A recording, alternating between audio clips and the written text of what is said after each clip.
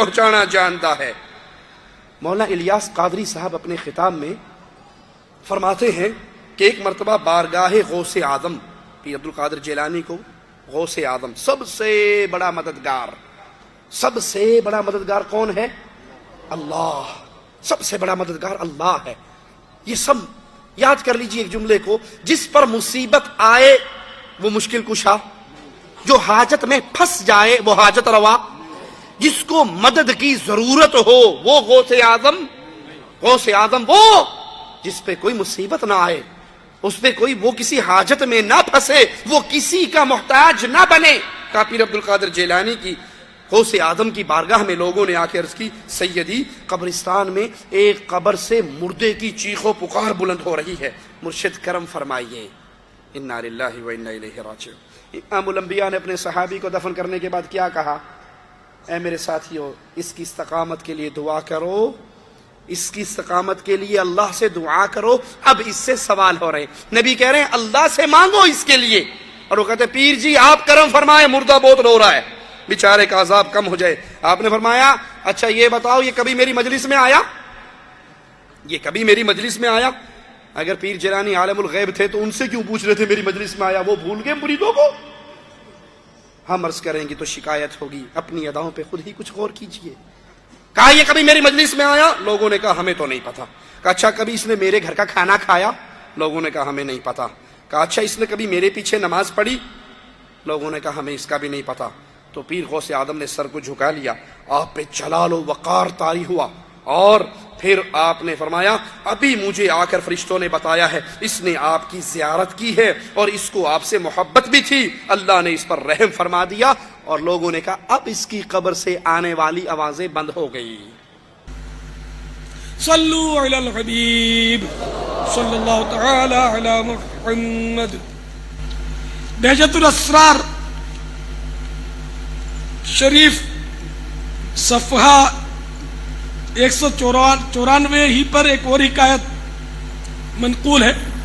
ایک بار بارگاہ غوثیت مآب علیہ رحمت الطواب میں حاضر ہو کر لوگوں نے عرض کی، یا سیدی قبرستان میں ایک قبر سے مردے کی چیخ و پکار کی آوازیں آ رہی ہیں، مرشدونا کرم فرمائیے بیچارے کا عذاب دور ہو جائے۔ آپ رحمت اللہ تعالی علیہ نے ارشاد فرمایا،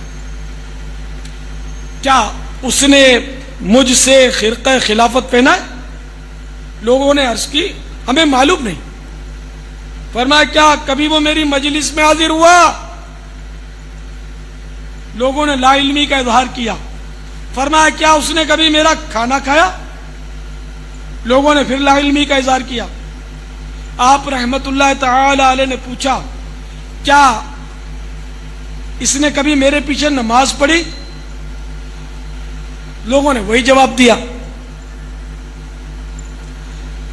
تو سرکار غوث پاک رحمت اللہ تعالی علیہ نے سر مبارک ذرا سا جھکا لیا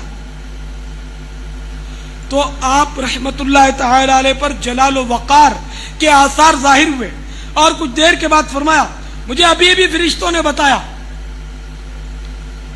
اس نے آپ کی زیارت کی ہے اور آپ سے اسے عقیدت بھی تھی، لہذا اللہ رب العزت نے اس پر رحم فرمایا۔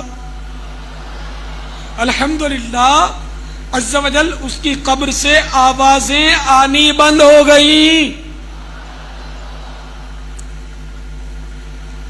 تو میرے پیارے پیارے اور میٹھے اسلامی بھائیوں، معلوم ہوا کہ اولیاء اللہ کی زیارت میں بھی بڑی عظمت ہے، بڑی برکت ہے کہ غوث پاک کی زیارت کرنے والے کی قبر سے عذاب اٹھ گیا تو اولیاء اللہ جو کہ علماء ہوتے ہیں، عالم ہی ولی ہوتا ہے، غیر عالم یعنی جاہل ولی نہیں ہو سکتا۔ تو حدیثوں میں یہ موجود ہے کہ عالم کی زیارت عبادت ہے، تو جب عالم کی زیارت عبادت ہے تو ولی کی زیارت نہ جانے کتنی بڑی عبادت ہوگی۔ اور پھر ولیوں کے سردار